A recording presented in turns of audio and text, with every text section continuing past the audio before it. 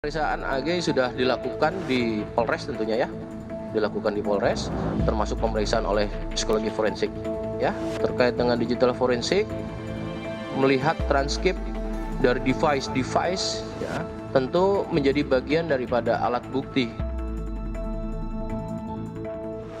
Percakapan WhatsApp antara AG kepada David sebelum peristiwa penganiayaan terjadi beredar di media sosial. Kuasa hukum David dari LBH Ansor, Melissa Anggraini, membenarkan jika chat yang beredar di medsos adalah percakapan AG yang meminta David bertemu dengannya sebelum peristiwa penganiayaan terjadi. AG sempat meminta bertemu dengan David melalui pesan WhatsApp, namun David sempat menolak ajakan tersebut.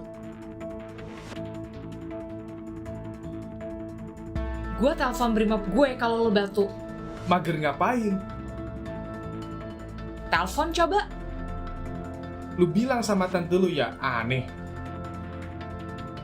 Tante gue di mobil. Mobil apaan? Turun sekarang. Jawab dong. Camry, lo kenapa sih nggak mau turun banget sih? Terkait dengan percakapan ini, kuasa hukum AG menegaskan jika isi percakapan masih panjang dan meminta publik melihat percakapan secara utuh.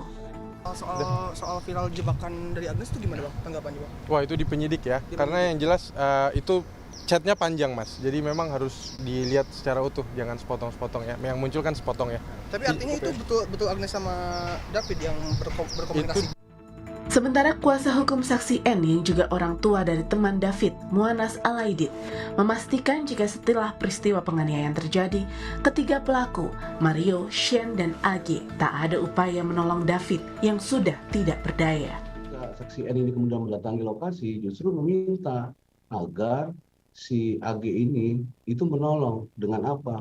Dengan cara meminjam pahanya untuk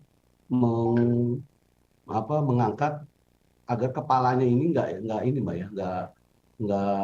terkulai gitu ya, karena sudah nggak berdaya gitu. Tapi pada saat itu menurut kesaksian klien kita, dia tuh nggak terkesan menolak gitu.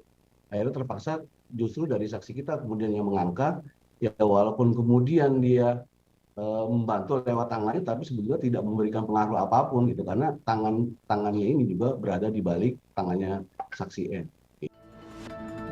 Polisi sudah menjadikan transkrip percakapan di WhatsApp antara AG, David, dan pelaku lainnya sebagai barang bukti untuk proses penyidikan. Sementara untuk pelaku AG, polisi belum melakukan penahanan. Tim Liputan Kompas TV.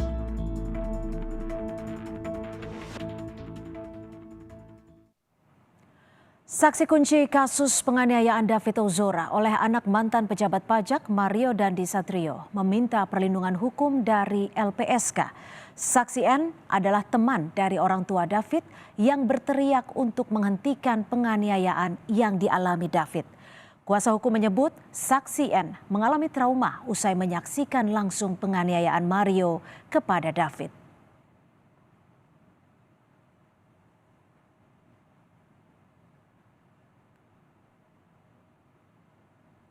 Saudara, lebih lengkap kita terhubung dengan jurnalis Kompas TV Putri Oktaviani di Rumah Sakit Mayapada, Jakarta. Okta, orang tua menyebut kondisi David mulai sadar dan mulai membaik. Seperti apa kondisinya sore ini, Okta?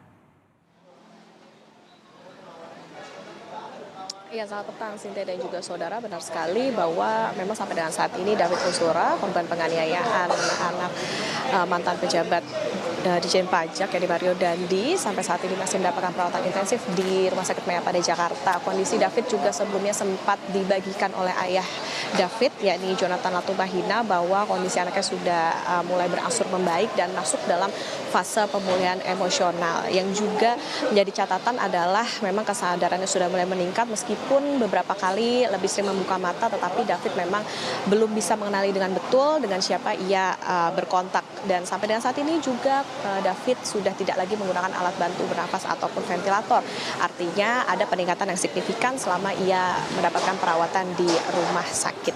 Dan Sinta dan juga saudara yang terbaru tadi kami juga melihat ada Kapolda Metro Jaya yakni Irjen Fadil Imran yang datang. Tujuannya adalah untuk menjenguk David Ozora, tapi memang masih berada di dalam sehingga nanti akan kita pantau bersama seperti apa hasil dari Irjen Fadil Imran berada di dalam untuk menjenguk David Ozora.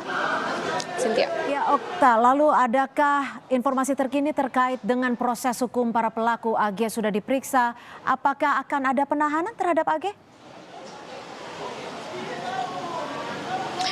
Iya, Sinta, sampai dengan saat ini tentu pendalaman maupun penyidikan masih terus dilakukan oleh polisi. Yang terbaru kita juga mengetahui bahwa AG sudah ditetapkan sebagai pelaku atau anak berkonflik dengan hukum.